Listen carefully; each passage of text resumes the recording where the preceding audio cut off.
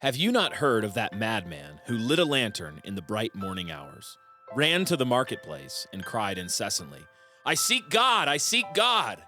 As many of those who did not believe in God were standing around just then, he provoked much laughter. "Has he got lost?" asked one. "Did he lose his way like a child?" asked another. "Or is he hiding? Is he afraid of us? Has he gone on a voyage? Emigrated?" Thus they yelled and laughed. The madman jumped into their midst and pierced them with his eyes. "Whither is God?" he cried. "I will tell you, we have killed him, you and I. All of us are his murderers. But how do we do this? How could we drink up the sea? Who gave us the sponge to wipe away the entire horizon? What were we doing when we unchained this earth from its sun? Whither is it moving now? Whither are we moving? Away from all suns? Are we not plunging continually? Backward, sideward, forward, in all directions? Is there still any up or down? Are we not straying as through an infinite nothing? Do we not feel the breath of empty space? Has it not become colder? Is not night continually closing in on us? Do we not need to light lanterns in the morning? Do we hear nothing as yet of the noise of the grave diggers who are burying God?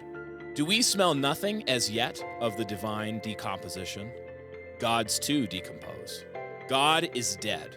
God remains dead, and we have killed him. How shall we comfort ourselves, the murderers of all murderers? What was holiest and mightiest of all that the world has yet owned has bled to death under our knives. Who will wipe this blood off us? What water is there for us to clean ourselves? What festivals of atonement, what sacred games shall we have to invent? Is not the greatness of this deed too great for us? Must we ourselves not become gods simply to appear worthy of it? There has never been a greater deed, and whoever is born after us for the sake of this deed, he will belong to a higher history than all history hitherto. Here the madman fell silent and looked again at his listeners. And they too were silent and stared at him in astonishment. At last he threw his lantern on the ground, and it broke into pieces and went out. "I've come too early," he said then. "My time is not yet." This tremendous event is still on its way, still wandering. It has not yet reached the ears of men. Lightning and thunder require time. The light of the stars requires time. Deeds, though done, still require time to be seen and heard. This deed is still more distant from them than most distant stars. And yet they have done it themselves. It has been related further that on the same day the madman forced his way into several churches and there struck up his Requiem Aeternam Deo.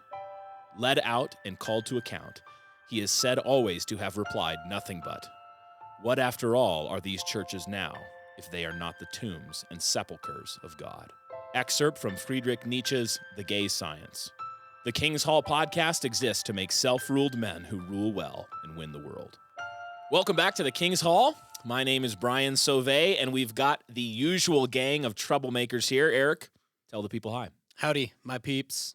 And by the way, before we even get to Dan, because Dan, this is just on my brain. What did we just listen to? What did you just listen to? Oh, it's the Madman. It's a excerpt. Oh, there we go. An excerpt. I don't know. I don't know what we listened to. Yeah, it's an excerpt from Nietzsche where he's basically showing how much more honest the old guard atheists were than the new guard. You know, Dawkins and Dennett with their kind of glib, God is dead and we're happy about it. Nietzsche, he was convinced God is dead. I mean, obviously he's dead now. God continues to live. But Nietzsche, I mean, when he thought about what he thought they had done, it killed him. I mean, he went mad. He recognized that they had unhitched the earth from its sun. The unmooring hadn't been so distant. Yeah. From reality. Yeah. Like now. Yeah, the excerpt. Yes. That you read, it seems somber, right? It's yeah, sure one does. Could say calling the churches tombs and sepulchres of God seems sad. It is. Well, Dan, say hi to the people. Hello. What a lovely day. What a lovely day it is, indeed. I'm so glad we get to read stuff like that. Yeah. Well, you'll see why here in this first season, obviously. Smooth transition. Our work is the new Christendom, right? We don't believe God is dead. We believe that he is the living God. not only see the living God, but he is continuing to expand his kingdom. And so we're working in this season to build the blueprints of this cathedral of Christendom. And not only do we want to see this cathedral go up ourselves, we want to inflame you, dear listener, to desire the same.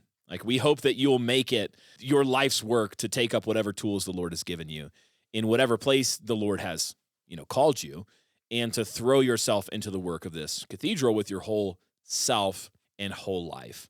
So to do that in this season, we've had to begin with some demolition work, clearing the job site of our cathedral of all of the debris that's been in its way. And since, of course, judgment begins with the household of God, so have we. So we've been aiming our sledgehammers so far mainly at those models and doctrinal systems and cheesy Jesus junk that will need to go if we're to see the cathedral grow up. The big, fast, and famous of megachurchianity, the high-octane emotionalism of revivalism, the pessimism of dispensational Darbyism, and more. And though there is more that we could say on the household of faith side of things, it's time for us to take up our axes in the spirit of our great forefather Boniface, and stride up to the green groves and sacred trees and high places of pagan worship that have also infested the land. As you guys obviously know, if you have eyes to see and ears to hear, the West today is much like the land of Canaan when Israel crossed the river behind Joshua. Or maybe it might even be more accurate to say that it's like the land under the periods of Israel's exile and unfaithfulness. It's not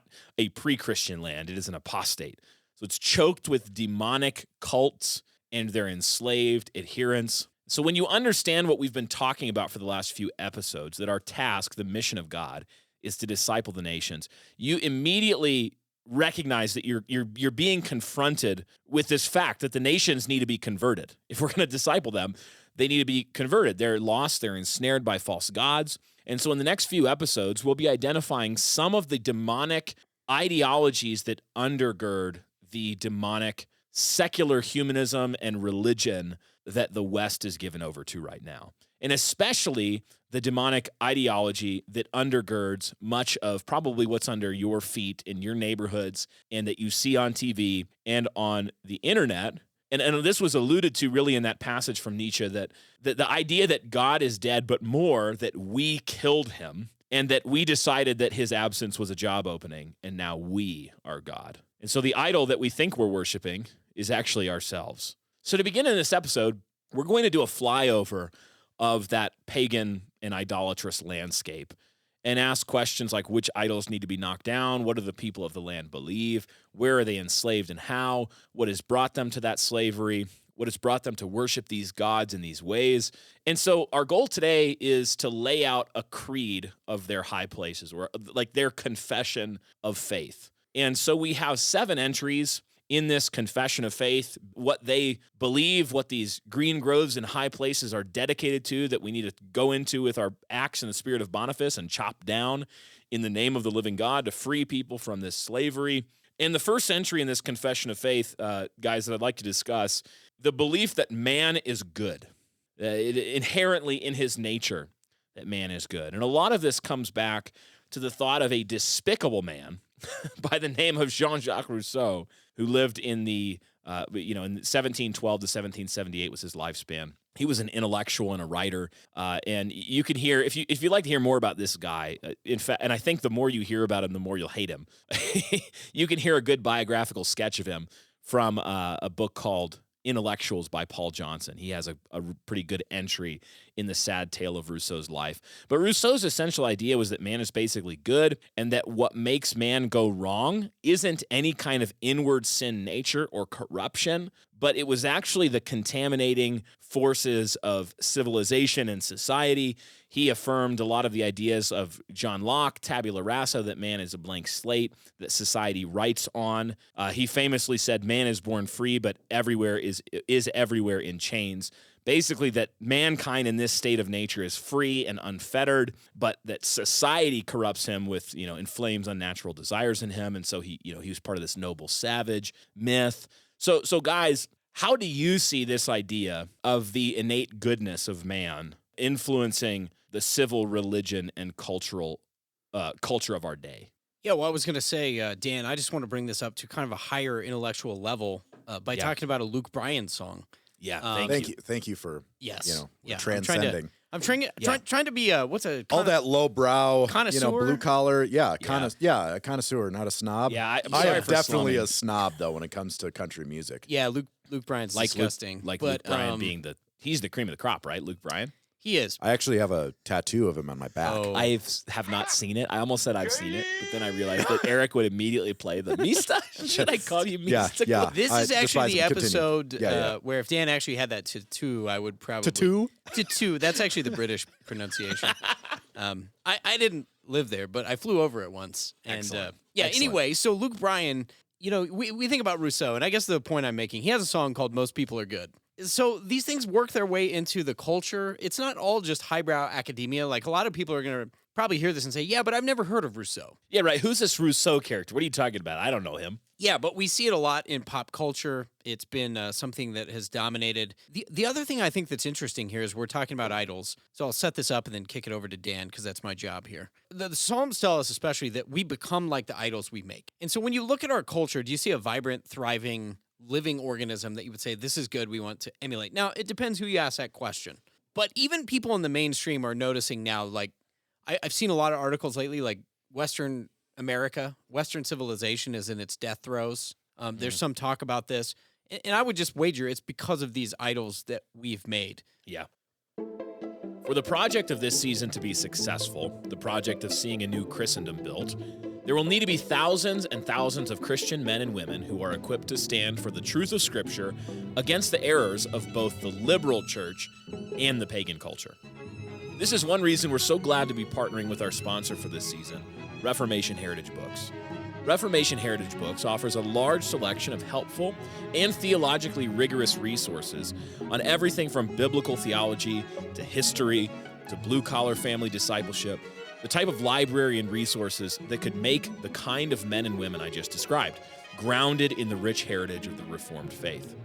We'd like to highlight one resource in particular, their Family Worship Bible Guide, that presents rich devotional thoughts on all 1,189 chapters of the Bible, including searching questions to promote conversation and to help you in leading your family in such a way as to say with Joshua, "As for me and my house, we will serve the Lord."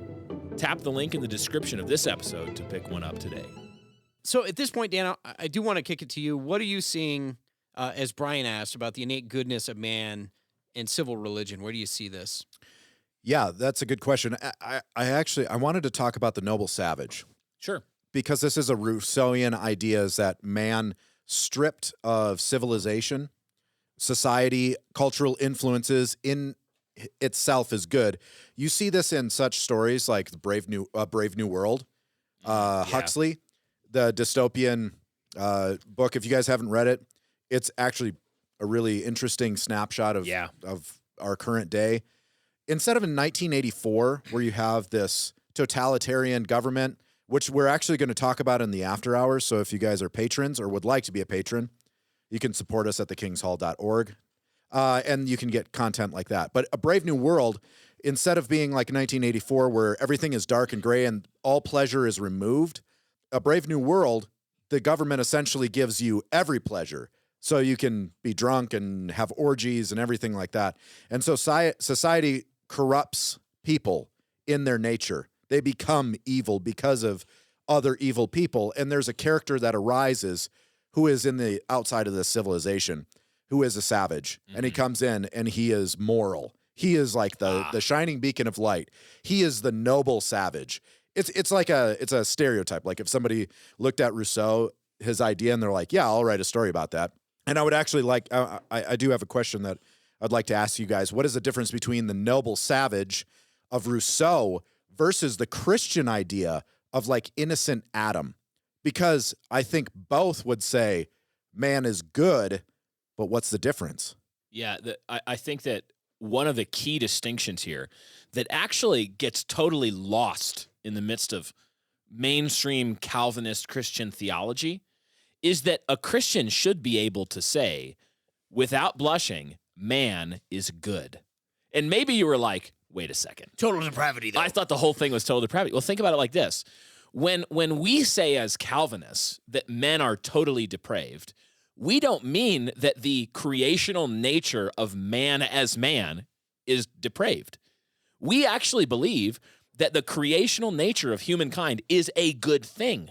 In fact, a very good thing. Well, you can see why Gnosticism can take root in even Calvinistic circles. Absolutely. Because it despises the whole man. It doesn't believe that in our salvation we're becoming human again. It thinks we're becoming something else. We're becoming glorified man, but God came and became a man to make men back into what they were meant to be, glorified. Right? So it's like one theologian, I can't remember who it was, he said, so one of the errors we make is it would be similar to if a child knocked over a vase in his mom's house and it broke, and then he concluded that the nature of vases is that they're broken. Well, no, a vase is not broken in its nature. You corrupted it. Something came into it from outside and corrupted it. So the difference is that Christians have this radical concept that humanity is a good thing that has been corrupted by sin so that it now desires bad things, but that through Christ, we can be restored. That's a radical, against Rousseau, a radical concept.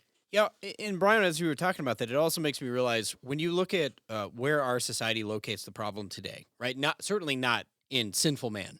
They would be very Rousseauian, I guess, in this sense. But I think it also, this is why in political discourse we talk about things like, you notice that every problem has to be a systemic problem. Yeah. Because the problem is never with like envy in a person's heart. The problem is with the system. The society did it. If only we could get the systems right, then we would produce, good, fundamentally good people. But I think what we've actually seen is any of this progressive systematization of whatever you call, whether it's Marxism or, some, fiscal financial policy, whatever it is, it actually generally leads to worse. So, the welfare state, well, if we can just alleviate poverty, people in a certain class will be good. They'll be restored to their original goodness. What happens, though, Dan, we find is actually the opposite of that. What's interesting about this Rousseauian idea is that nobody that follows the philosophies of Rousseau is saying, then become individuals in the wilderness. Yeah. Civilization is the problem. And so what ends up happening, I think, I'm no philosopher, is extreme tribalism, to where there's an oppressor class and there's an oppressed class. And so necessarily the oppressed class must oppress the oppressors or remove their rights or systematize, like you said, there's some systemic issue. And so what it ends up doing is creating these huge divides. And it becomes really easy to dismiss individual sins. Like you said, it's not the sin of envy that's the problem. It's some societal issue. When there is the truth, like there are peoples that have sins. Right. Like sin is like yeast. Yeah. Well, you think about Dan, the Me Too movement with women, because you're looking at everything as categories of systems, white Christian men being the wicked part of the system. Then like when a woman sins, it's like they don't have a category for it because they're like, well, she can't though. But she can't. She's the oppressed. She can't possibly, and this is where Christian scripture would obviously come in, but she can't possibly be corrupted in her nature, born of the flesh, a child of the devil. That's a very different perspective than she's basically good and the system corrupted her. Yeah, that's right. So it's easy to dismiss the sins of our day because you can boil it down to somebody else's. Yep. It's some other group's fault that you're in the position you're in. And that's what it's all boiled down to. Yes. No personal responsibility. I'm going to sound like a curmudgeon. I was ranting to Brian about self-rule, taking responsibility. Part of being in a civilization, I've heard one author describe civilization as not going to the bathroom in the city well. That's a nice way to put it. He put it much more crassly. But it's like, you're in a society with other people. You have responsibilities.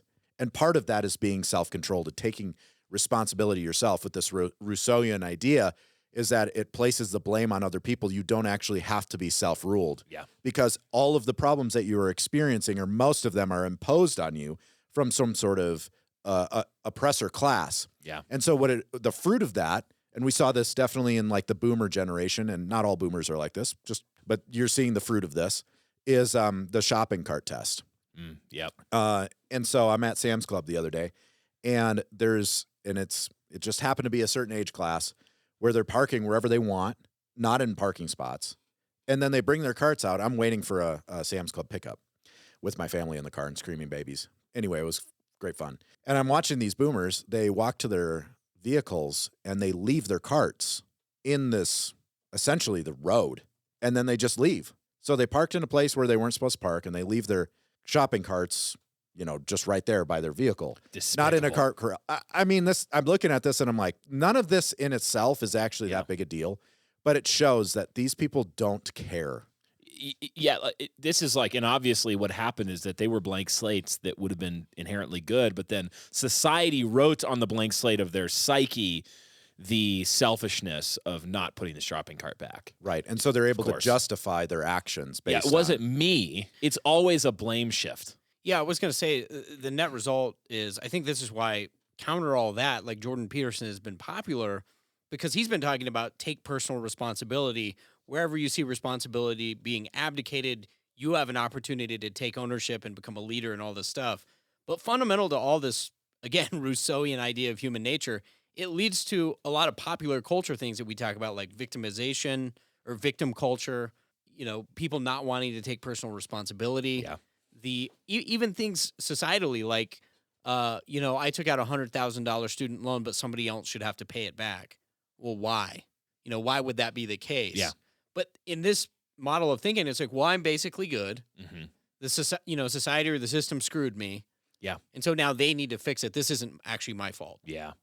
And I think sometimes people respond to Rousseau in kind of a really oversimplification where they think that what Rousseau is saying is that there used to be cultures that were like utopias, savages, and that we've declined. His point wasn't actually that ancient peoples were good or their societies were utopias. He's imagining a hypothetical society where you removed all of the influence of societal corruption, and then you could have this utopia sort of idea. It's funny that, ideas have consequences. So ideas have consequences. And one of the things that actually came out, well, there's a few things that came from Rousseau. One of them was the French Revolution, right? Like almost directly. And we would probably all here say, right? Net negative. Net negative. Think about like the motto of, this is still the motto of France, liberté, égalité, fraternité, the liberty, equality, fraternity, or brotherhood. And it's this idea that the oppressive political class with its Christianity and all these other things needed to be thrown off so that we could return to these natural virtues of man that man naturally longs for, which is liberty, equality, and brotherhood.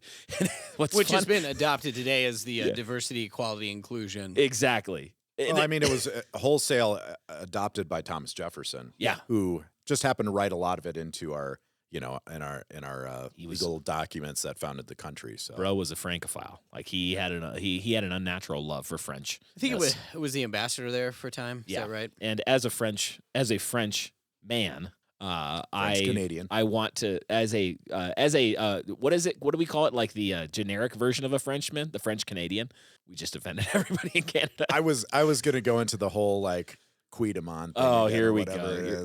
We've already you just said a pastry name. It's Les Filles du Roi. The Pope himself is French. Well, the Pope may be French, but Jesus is English. You're on. Yes!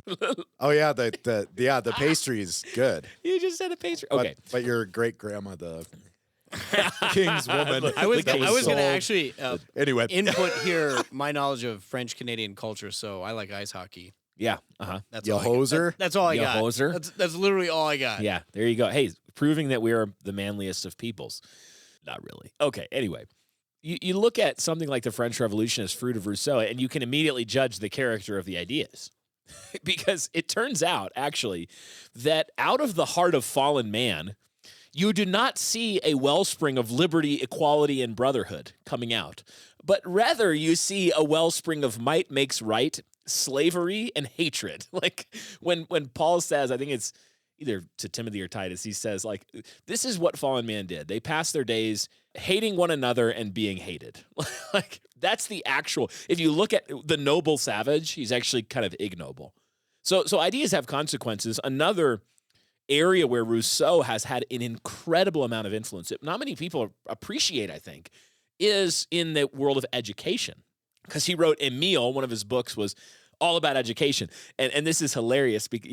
I'll let Dan talk about his fatherhood a little bit. But, you look at And out of his educational theory, you get things like Montessori education, where the kids are like, oh, they just self-educate. They like the unschool. The unschool, yeah. Because if you just leave them alone, they'll interact with the environment and they'll figure it out. They don't will interact with the environment. That's right. Their environment, like my garage, where they pull my wood saws out of my toolbox, and then they start using their scooters down the middle of the road while swinging saws at one another. They steal, kill, and Is that the noble savage? Noble I think savage. that's natural man. Natural is what man. that is.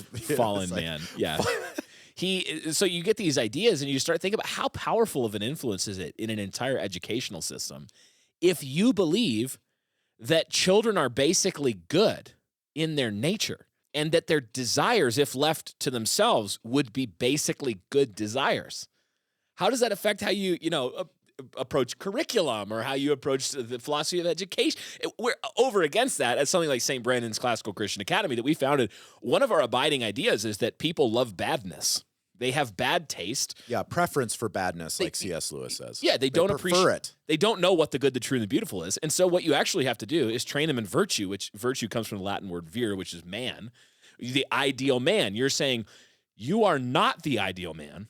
If left alone, you will prefer twaddle. You will prefer Disney board books that are absolute garbage over, the Chronicles of Narnia. Like if you're left alone.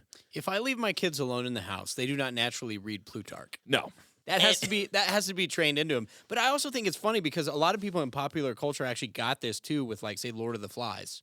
Yeah. Like, that was actually more realistic. If you leave boys alone completely. Now, and the thing is, there is some truth to this. Like, young kids tend to have, healthy imaginations. They can, at least. And, like, they're really good at, Jesus pointed to kids and, like, have the faith of a child. We get it. There's some things that are really good about that phase of life. But yeah, to your point, they're not going to ascend to this, greater learning or character or virtue without really intentional instruction. Yeah, that's right. They have to be trained. And actually, again, a radical Christian idea that man is a good thing that was corrupted by sin, and that the restoration and salvation of man and sanctification and glorification of man comes from the restoring or the resurrection of the seat of their desire. That the problem with man is that they want bad things. They want to sin, and so they sin. So to fix that, the Christian gospel says what you actually need is to give them a new heart with the law of God written on it and the Spirit in them so that they'll walk in his ways. Their desires will be renewed. So let me ask you guys this question, because some people have listening, they're probably recognizing the influence of a book by Carl Trueman called The Rise and Triumph of the Modern Self, Cultural Amnesia, Expressive Individualism, and the Road to Sexual Revolution, which is honestly a very solid book, even though I have my qualms, I have my quibbles with Carl Trueman, and the biggest quibble's name is Amy Bird. But this book is actually a tremendous book.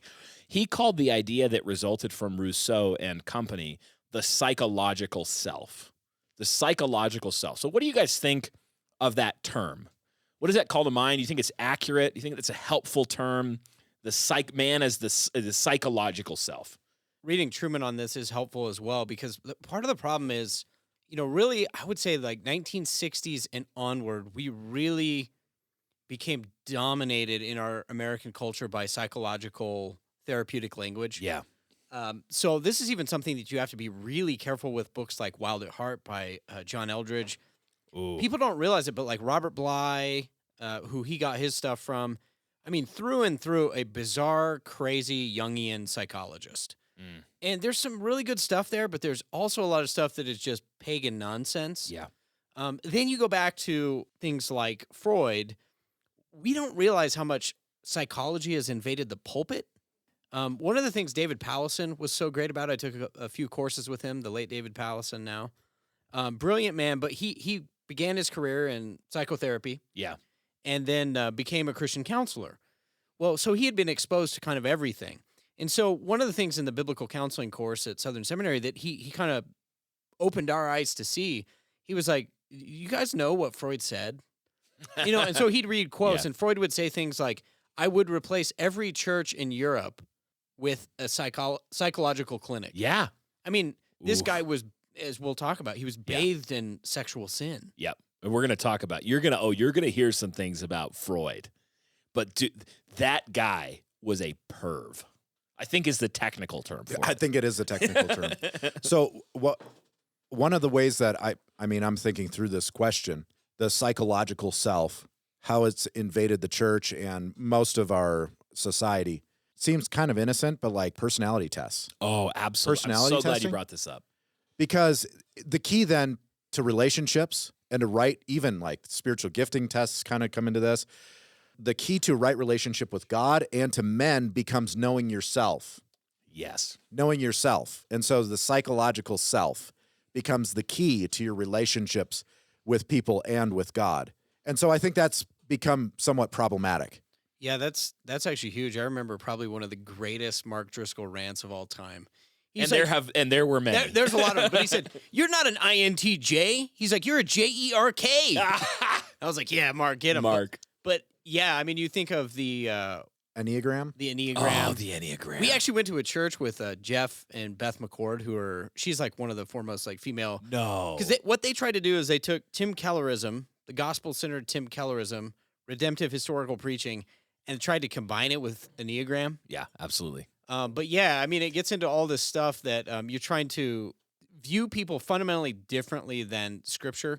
So I would even say when we're talking to our brothers, when like, I was influenced by the psychology too, and it was like, people would be like, well, why did you say that to your wife? And I was like, I don't know, I was mad. And they're like, no, it's because the wound your father gave you.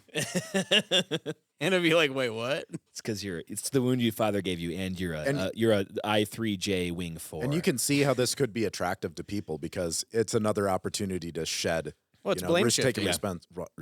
Taking responsibility. Yeah. So, Eric, I want you to cue up the Mista clip here because when we were in a church planting network that shall not be named, one of the reasons we left it was because it was just going. It was like going woke.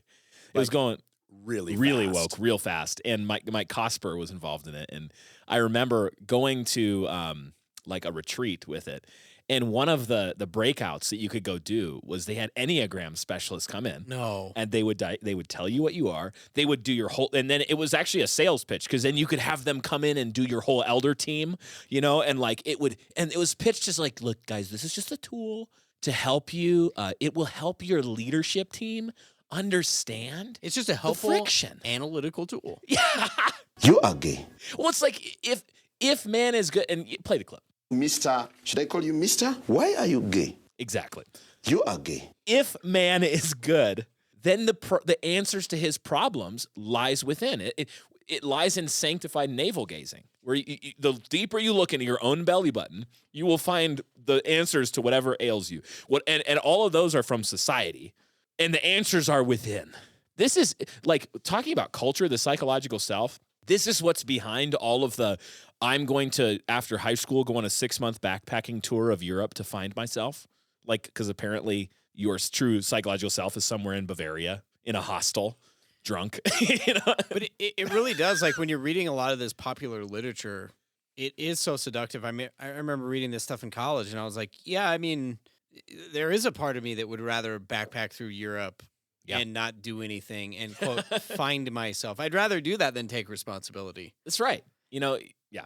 Yeah, and I would say the other thing here that's interesting is when you're actually reading these authors that are popularizing this, it reminds me of something. This is an old quote, but Michael Foster brought this up the other day, right? When he said, you can have all the intellectuals of the land, just give me the poets.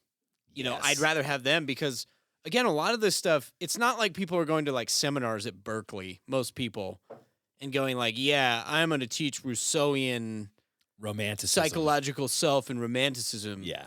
Or even, I think this is something that the poets help popularize, no? Yes, absolutely. Nobody's reading Emile. I mean, people are. But Truman, in his book, actually demonstrated how the poets so you've got Rousseau in the 1700s. Well, then in the 18 and 1900s, you have poets like Wordsworth and Shelley and Blake and a whole company of poets that came along.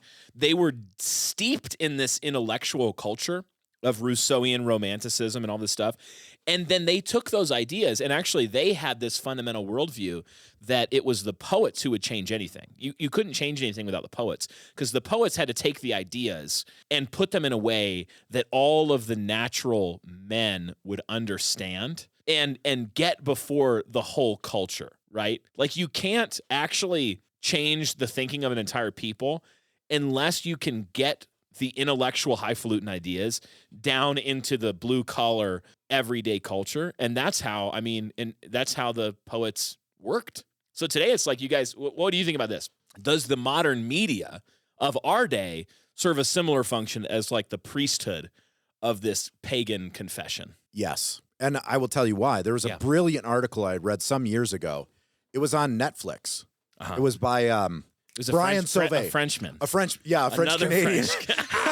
A Frenchman named Brian Sauvé at briansauvé. Anyway, it was on Netflix, and essentially that Netflix is a liturgy. It is training you in righteousness as the world sees, as the priests who are curating these resources and entertainment is distilling it so that people can consume it and be conformed by it, because that's what a liturgy is. Yep. You're being indoctrinated and conformed to something. And so you can see that, if you guys have interacted at all with anything that Christchurch does or Doug Wilson, you'll know that if there's this cosmic battle going on, essentially, where Christ is putting all of his enemies under his feet, Christ hovers over all of human existence, and every square inch says mine. And there are counter battles going on with the enemy and demon gods, and we're interacting with some of these high places right now. They have their own priests, they have their own blasphemy laws, they have their own liturgies, they have their own doctrines. And so the way that they're operating right now is to shove that stuff down your throat, and it's becoming more and more obvious, such as Disney saying, you know what, we're actually going to make a whole bunch of our stuff really gay and have a lot of trans stuff in there so that your kids become indoctrinated, especially since you won't let us teach them this at school at a really, really young age. This conversation actually bleeds over into many other conversations that we're going to have later on. But that's what I would say as far as, the liturgy and the priests of our day. I don't know what you think about that, Eric. Yeah, I think it's exactly right. And I think it's not necessarily new. When you look at things like Plato, right? Plato said, and I'm quoting here, "Those who tell the stories rule society." So that's why he wrote so much about telling stories to youth in the Republic and other places. Paul Auster is another one, and he said this, quote, "Stories shape reality, and those stories therefore shape human beings." So I think, somebody that I learned this a lot from is Lee Habib. Lee is, I think, a president at Salem Radio. But he said one of the failures of conservatives is that they let the left tell the story of America. So true. And it's been cultural suicide. And Lee was really good about this. He's like, why are people on the left so much better at telling stories? Whereas, Republicans and conservatives, even people in our camp, a lot of times we're like data, number, systematic theology guys. Yeah. And the people on the left are telling these amazing, beautiful stories. And unfortunately, a lot of times they're just not true. They're doing things like glorifying sin. But I can think of something like The Lord of the Rings. How many people do you know who are like, you know what changed my life? It was Wayne Grudem's systematic theology. Okay, take that person. Now, I loved a lot of his systematic theology. Sure. I'm not knocking it. But I'm saying now take the person who says Harry Potter or Lord of the Rings. Oh, yeah. Or the Chronicles of Narnia. Like, Lord of the Rings does something to your heart that makes you love truth. And so what I would say in all of this is the conservatives, Christians especially, we just need to get so much better at understanding how stories and narrative works. Yep. And that we need to be the ones who are actually competing fiercely for this space. It's like, Lewis talked about stories and poetry and art as sneaking past the watchful dragons that guard your heart. And those watchful dragons are things like familiarity. That you're so familiar with these rote didactic concepts. Like, I learned my catechism, and that's good stuff. Like, it's great. I learned my theology. But then why is it that still kids who know their catechism end up being discipled by Disney Plus? Well, it's because story it goes right around those dragons and that are guarding your heart, and it gets right into the center of it. So you need, this is why I'm so, pro. You need guys like N.D. Wilson, who are writing fantasy novels and writing novels for children and young adults, and that are good for adults too, that embody and put in story the Christian faith. Like we need every generation. You need Christian artists and Christian novelists and Christian poets that will come, Christian musicians who will come and say, like Noah Gunderson, the apostate, is indoctrinating teenage kids with his music to abandon the living God because his music is beautiful. And what you need are Christian artists and Christian novelists. What we're emphatically not wanting to do with this podcast is just convince a bunch of people to become, to get more systematic theologians out there. We need guys who are doing everything from like being Christian plumbers to being Christian authors, because man is not just a brain on a stick, walking around. Yeah, I think that's huge. And I think part of this is how do you conceptualize man is purely this psychological, like when you ask people today, they're like, why did you do what you did? Well, I had the serotonin was firing and it's this, it's all the mind, like the brain in your head and psychological and thoughts and ideas. But I think you're absolutely right. The way we bypass that is you tell a better story that people want to be a part of. This is why liturgy is so important too. Yeah. And this is what I was going to say, Brian, is are we, I don't know what you would call it, homo psychologia or whatever it would the Latin be, but maybe we're actually homo liturgicus. Yeah. Like we are man as a liturgical animal. And the whole point of the liturgy is training your heart to love things. Yeah. Homo sapien means wise man, literally. Wise man or thinking man, sapient. And I think maybe it was Doug that said we should really actually call him homo adorans, worshiping man. He's because we are what we worship, and we worship what we love. We love what we see and behold as beautiful and good and true and glorious. And so that's why this is why something like gay marriage wedding photography is such a hill to die on, because what they're asking you to do in taking pictures for a gay marriage ceremony, gay mirage ceremony, is you're supposed to be making this look beautiful so that people will look at it and say, wow, that's glorious. Look at those dudes kissing each other.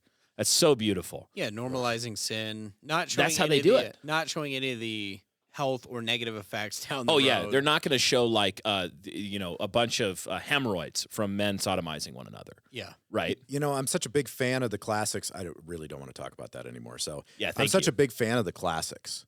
The classics being of Western civilization, the Western canon. And you'll notice most of those books, most of them, with like, a few exceptions, are stories. There's stories because that have staying power. And so what would you put on that list? Odyssey? Oh, yeah, the Odyssey, Iliad. the Aeneid. I don't know. There's Russian authors. Oh, yeah, Dostoevsky. Yeah, Crime and Punishment, I think, is probably my favorite book. I think it's one of the best books ever written. What about the inspired. Bible, Dan? That's not inspired. He headed me off. Yeah, Tolstoy, some of the Russian guys, they're pretty good. I just read, what's his face? The Spanish guy. You can tell I'm really like Don Quixote. Don Quixote. Don Quixote. Anyway, phenomenal book, really a slog. Anyway, there's a reason that those books have staying power. It's because of human stories, and there's something recognized in that across time and cultures by humans that have special insight into our humanity, the issues of humanity, the valor of certain men, and transcending our mundane everyday lives in acts of valor and sacrifice and virtue. And those things do change people. Like you had said, who's been changed by a systematic theology? Like, well, your mind has been changed, but you don't read a systematic theology book and then think, I'm going to go and fight. I'm going to charge the build. hill. Right. No, you hear stories about like Chesty Puller or about William Wallace or some of these great men. Caleb. Yeah, Caleb or Gideon or any of these guys, and you're like, yes, I want to be like that guy, like that person. And that's why the image of God being in a man is so important. God putting on flesh and walking among us so that we had something that we could aim for, as one of the right uses of the law. It's one of the reasons why I'm not going to say his name out loud. I'm going to spell it because I think we will get censored by the AI. Alexjones.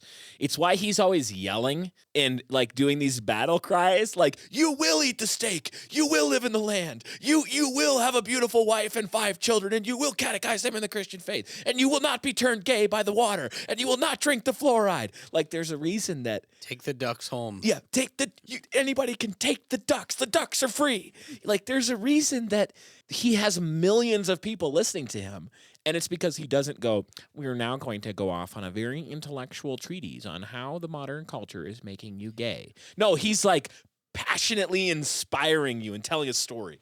Yeah, I was going to say last thing in thinking of some practical things here pastorally. I think the black church in the South is really good at this. So recently I've been exposed to a lot of guys through media industry talking to black pastors. Some of them who've been around since and with Martin Luther King Jr. I was talking to one guy this week who was in the Montgomery church when it was bombed with MLK. And this is one of the most base dudes on the planet. And he's talking and I'm listening to him preach and I'm thinking to myself, they are so good at telling a story, using words in a way that is just like you find yourself getting sucked in further and further and further. He does not stand up there and be like, yeah, page 1 of the phone book. Yeah, starting with Adams. the A's.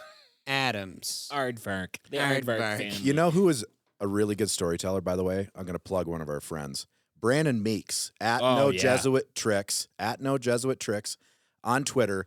Every Sunday, I'm pretty sure every Sunday he comes out with a story, and I mean, I can't believe Twitter's free. Like he should be charging them. Well, you guys should go support him on where I think he's got a Patreon or he's got some kind of thing you can go support him. Yes. So you should definitely go onto Twitter, read him, and then support him because after you read his stories, his last one this last week, The Intruder. The Intruder. I mean, that was gold. Did you read that? You didn't read that. Someday, one of these days, we'll have to get Meeks on here. Yeah, I was thinking about something. I mean, I'm dead serious. I was thinking about offering him money to give me advice on how to write stories like he does. Yeah, like I will give you money, make me. And I have a feeling that his answer would be, well, you need to live in the South for 40 years. Yeah, and read a lot of really amazing authors. Yeah, and then you might have a chance. But incredible preacher too. So So guys, let's keep moving because we're starting to get into some of the other categories here in the confession of faith of the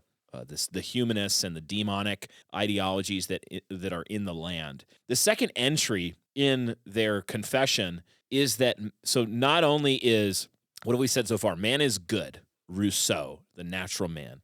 We could look at Baruch de Spinoza. There are other people who are influential there. Descartes had a lot to do with that.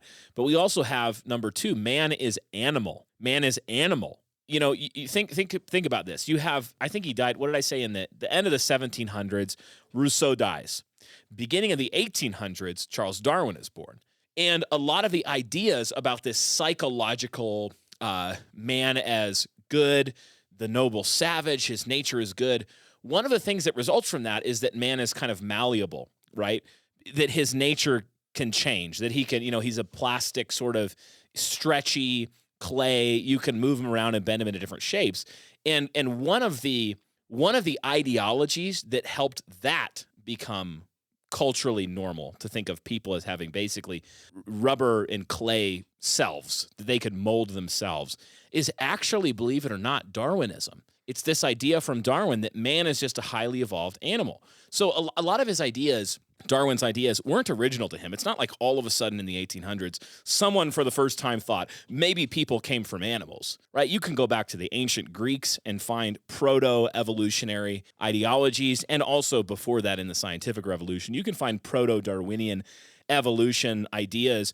Darwin became the most influential kind of headwaters of this idea that man is literally animalian. And animalian refers to the taxonomic kingdom that includes all animals. So if you pick up like a 10th grade, I remember this, you pick up a 10th grade biology book and a textbook, and it will say that the animalian is the taxonomic kingdom that includes all animals, including humans. And it just casually slips those 2 words in there in a way that actually blows up everything, that man is animal. Western man had already been building his intellectual and philosophical babble in defiance against the living God by the time Darwin came along. But what Darwin did was he gave man the last needed excuse to sort of cast off all vestiges of the Christian faith. Like Richard Dawkins wrote in his highly influential book in 1986, The Blind Watchmaker. Even if you don't know the title of that, you've heard ideas from this book. He said, quote, Darwin made it possible to be an intellectually fulfilled atheist. And since then, Darwinism and all of the,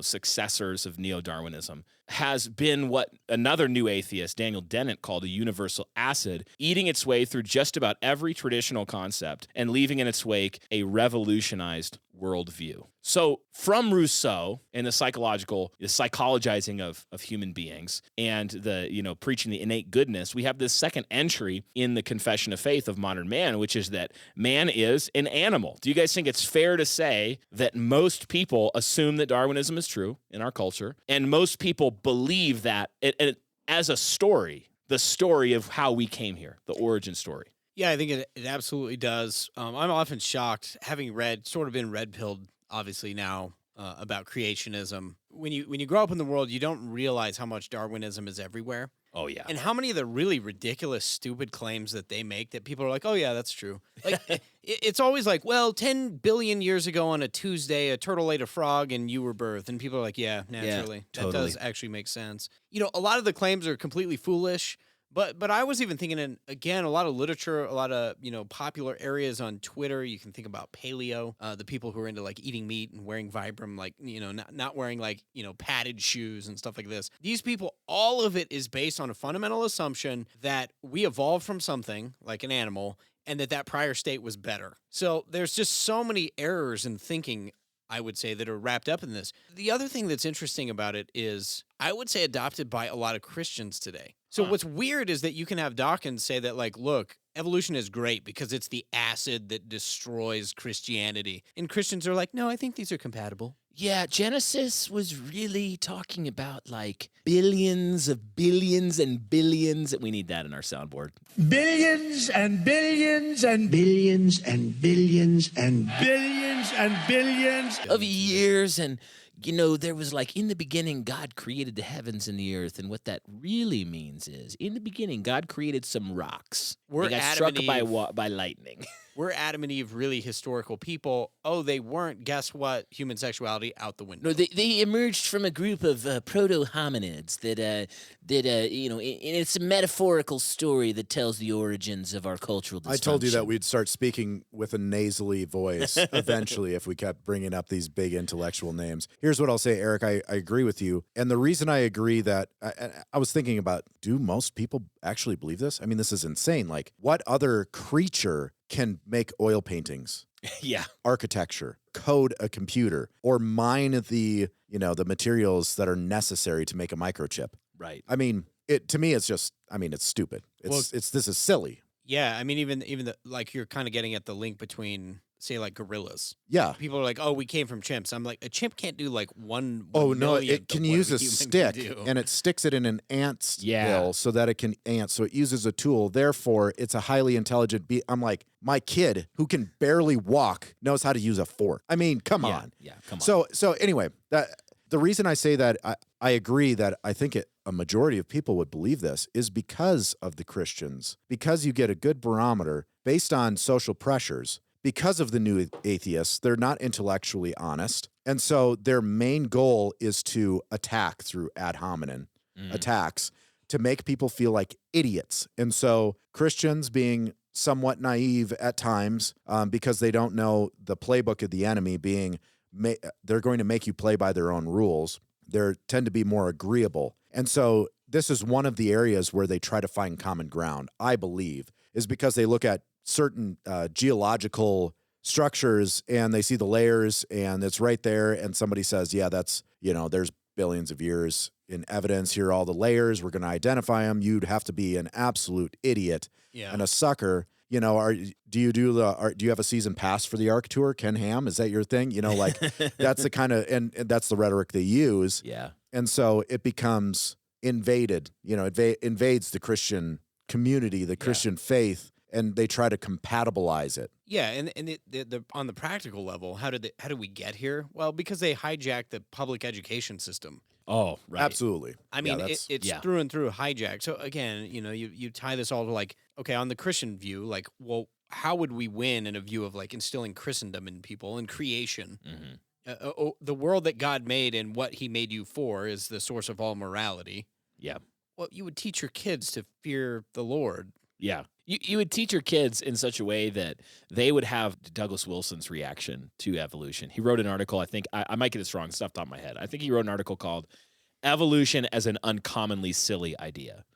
Where basically Doug goes, look, you guys, evolution is wrong, right? And we can give some, like we could go Stephen Myers. Stephen Myers is a evolutionary biologist, Christian, has written some absolutely devastating critiques of Darwinism from an internal critique, meaning that he adopts their whole timeline. I think he actually believes that, he believes all of the timeline stuff, the billions of years, whatever. So he's wrong on that. But Stephen Myers, he's trained by these guys. He was a biologist working in labs doing experiments, like highly trained dude. And he's written these books that basically he just walks through like, okay, the Cambrian explosion problem. And he gives us devastating internal critique. You could read it. And I don't know how you could affirm evolutionary biology as a coherent scientific idea after reading his works. And that's what we need to do is, I think you talked about this in a Sunday school, right? But like we need to pat them on the head and be like, that's a silly idea. That's nice. And so you got Stephen Myers. Great. I'm really glad he's doing that work. And yeah, but what I think Doug's approach there is actually we need to take it a step farther and do that and say, wait a second, can I repeat what you're telling me for a second? Out loud. Out loud. You believe, and if you saw 8th Century Woodchipper on Twitter, he shared a picture of the most detailed snapshot of a cell. It was like a very simple cell. And you look at this and you're like, it is the most intricate. It is orders of magnitude more complex than the most complex microchip that we've ever made. And it's self-replicating. and you look at that and you're saying that came about because a long, long time ago, some lightning struck some water and then some stuff happened and then boom, we came out of the goo. Okay, dear, that's nice. You should go have a nap and maybe a snack. Like Doug Wilson talks about our response to evolution, and we need to train our kids like this. It should be a good horse laugh, not like treating it as a serious idea. It's one of my favorite things, actually, when we go to the zoo, especially my middle son. People will give him like a presentation, and he'll be go, that's not true. Yes. He just laughs. That's not true. I'm sorry, I shouldn't say his name. That's not true. Ray, beep that out. Oh, beep that out, too. Oh, man. For Eric's wife. Oh, man. Why don't you give him his address, I know, too? might as well. He lives at, Ray, bleep this out. He lives at Drive on Utah. So, I mean, it should be obvious. Every one of these philosophies that we're examining is an attempt to throw off God. Yeah, yeah. It's an attempt to say, you are actually not my creator. You are not the answer. You are not my hope. And so with created man, what ends up happening is you have a creature-creator distinction, and you are not allowed to identify yourself. Right. You're not allowed to create yourself. Same thing with psychological man. Yeah. Or the Rousseauian idea is that it allows you to attempt to shed the creator who made you and your responsibilities to him and to worship him. I think the difference is like Nietzsche and even Freud, like they were more honest about that. Than maybe people are today. So you read them and they're like, yeah, we want to replace God. Right. Okay, actually, I want to pause here. This is going to be 2 episodes, by the way. There's no way we're going to get through this in a reasonable amount of time. And we'll continue to flesh out a strategy for chopping down those high places and seeing those enslaved to these demonic ideologies free to sonship and citizenship in God's good kingdom. And before we go, since I have the mic, let me encourage you to check out another podcast in our network, Bright Hearth, in which my wife and I are actually aiming to equip Christians to recover the lost arts of homemaking and the productive Christian household. This one is going to be, it's for men and women. It's especially helpful, I think, to the ladies. I think it's a good companion, a good blue-collar, practical companion to the work of this show in our aim here. But thanks again for listening, and remember, festina lente, make haste slowly. Godspeed, and we'll see you next time in the King's Hall.